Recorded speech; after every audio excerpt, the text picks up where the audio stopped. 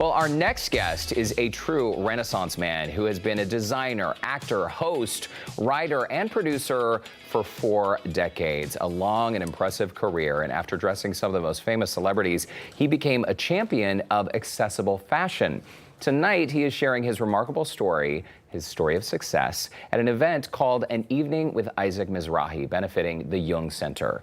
We are joined now by the fashion icon himself, Isaac Mizrahi. Welcome to Houston Life. Oh, it's a pleasure, thanks. It's so good to meet you, but I feel like I know you. Is this a common response from most people? Because you've been in our homes, you've been in our living rooms for as long as I can remember. You know what? It's a funny story comes to mind, which is that when there was this documentary about me a long time ago called Unzipped, which was very famous and had a big release, and I was walking down the street with my mother, and someone said, "Oh my God, Isaac, it's Isaac Mizrahi, and that's Sarah Mizrahi. I feel I know you." And she said, "Well, you don't."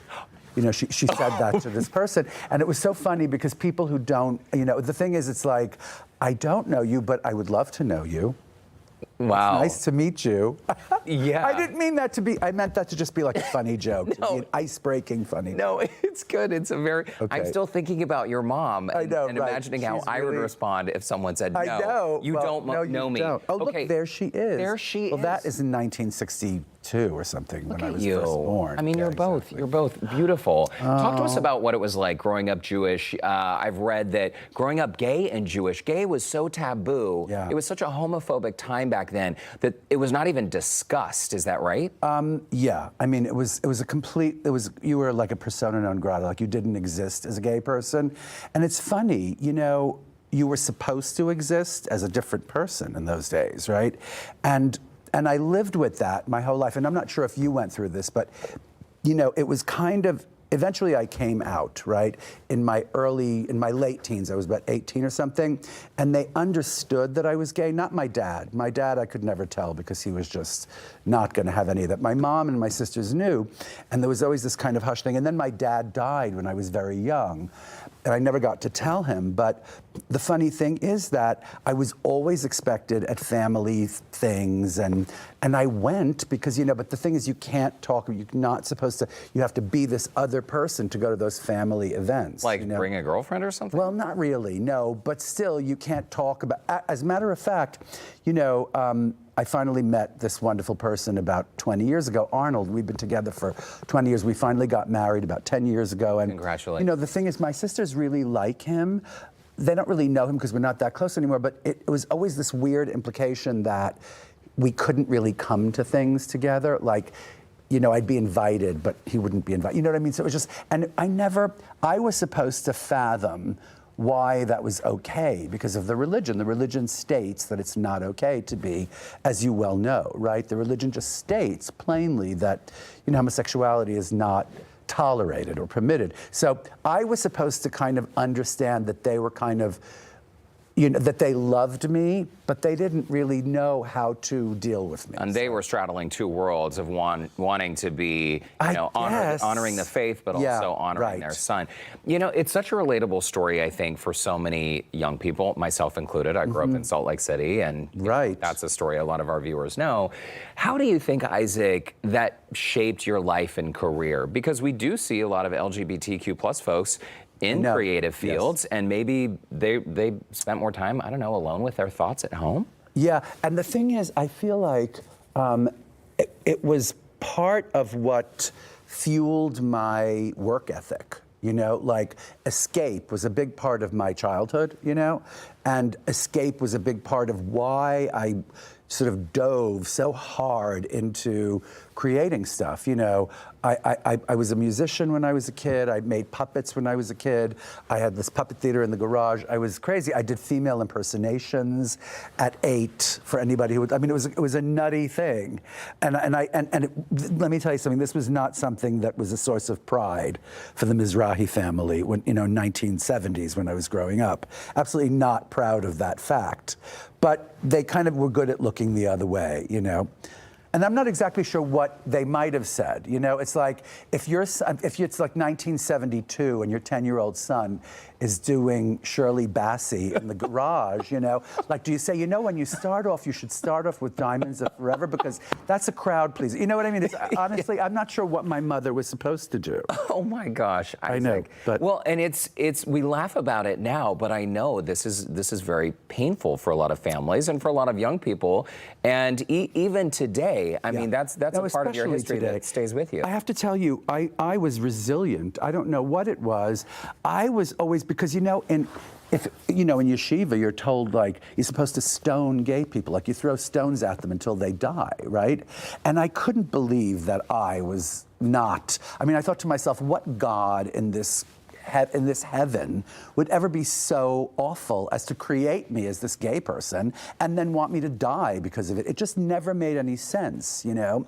And so I just knew that. And the rabbis bullied me, and like my uncles, I mean, like, no, it was not a joke, you know?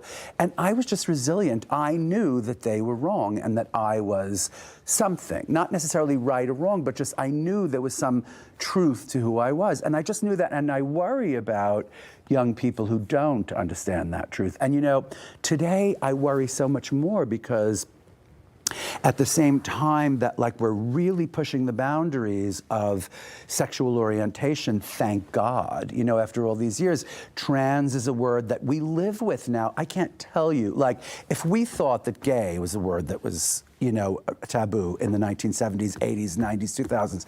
Could you imagine what it's like for trans people in those times? Yeah. It's absolutely, they hid in the shadows, you know, and now finally it's coming out. But it's also very dangerous emotionally for kids, I think, because of the bullying and because we're encouraging them to come out as something, and yet it's dangerous. It's not safe out there for them. So I feel like legislation is what we should talk about more than we could do a whole more than no, seriously, more than like love or something, or tolerance, because you can't make someone not racist if they're racist, or not homophobic if they're not, but you can make laws that protect people. Yeah. You know, that's all. That's what I think. And no one should have to be harassed or bullied. Okay, why don't we take a quick commercial break? Right. And after the break, we're going to chat about the really cool reason you are in town. We're going to chat a little bit more about the fashion as well. And we're tackling mental health. So don't go away. Wow, that's a lot to talk about. We got a lot to pack in, Isaac. Come back.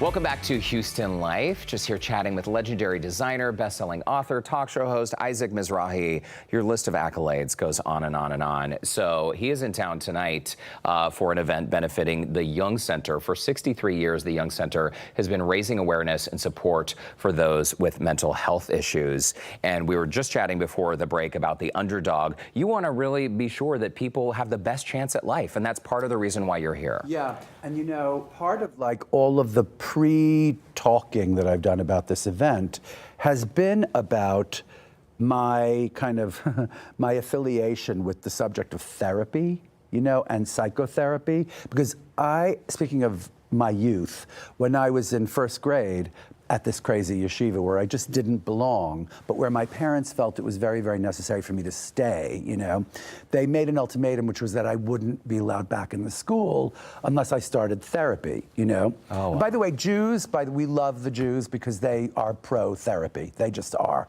Therapy is important. Like, yeah, therapy is important. And the point is that my parents immediately got me in to see this incredible therapist. Well, it was a whole process, which you should read about in my memoir because it's hilarious, like taking me to all these different therapists. Anyway, so I ended up in therapy, and, you know, and I'll tell you what, like, it's something that I really think it's, you know, I feel like it's the alternative to alcoholism or something, or drug addiction. I mean that. It's like, if you can regularly vent what you need to say to someone who is impartial, right? I don't know, there's something so cleansing about that, you know? And I feel like the other side of that is like not being able to do that, and it's really bad. It's really bad to try to think you can go through your life without that kind of support. And I'm not talking about a good mother who will listen or a good husband who will listen. I'm talking about someone who you pay to be impartial and sit there and listen and say very little. You know what I mean? And the thing about therapy is I don't agree. I don't think it should ever end. By the way, I have been in therapy since the first grade.